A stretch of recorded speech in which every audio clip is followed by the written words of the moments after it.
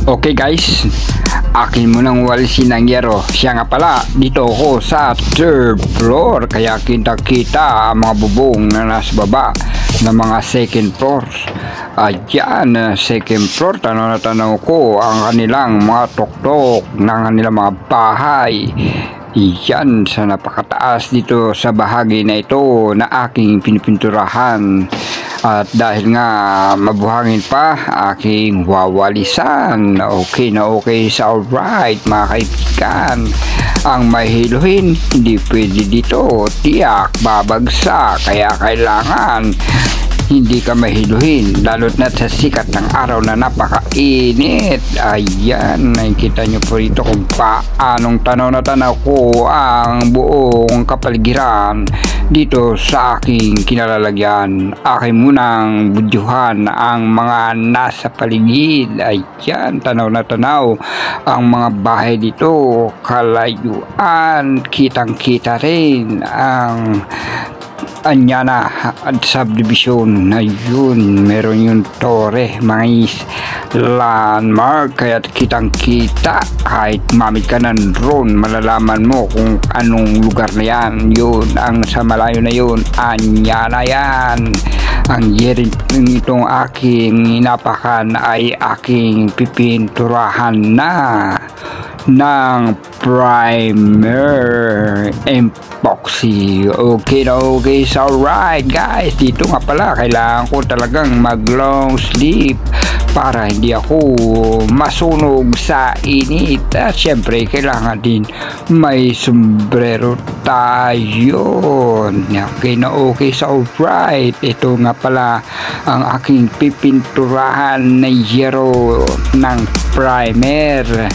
Dahil nga mainit, kailangan kong magsuot ng pang-init attire. Okay na okay, so right guys, panoorin nyo ang bidyong to habang ako po ay nagpipintura. Pero dahil nais ko munang magpakita na mga shop dito, shot nga pala, hindi pala shot ng mga paligid. Okay na okay, so right, merong dinatapos doon dito ang primer na kulay blue. Yun ang kalsada ng Anyana. Okay, kitang kita at tanawin ang mga sasakyan na dumaraan sa Anyana Road. Okay na okay, sa alright guys, thank you, ang babait ninyo. Alright na alright, sa okay.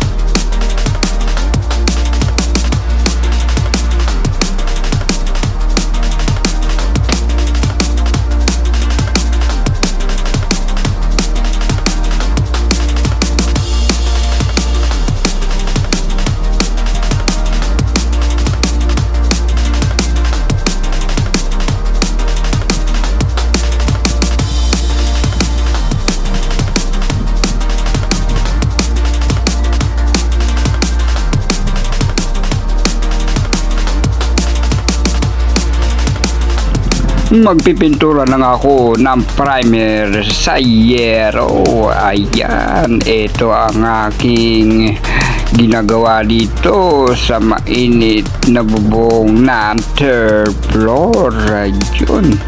Okay, ganito. Okay. Yes. Yo. Good na good. So, alright mga kaibigan, tuloy-tuloy lang.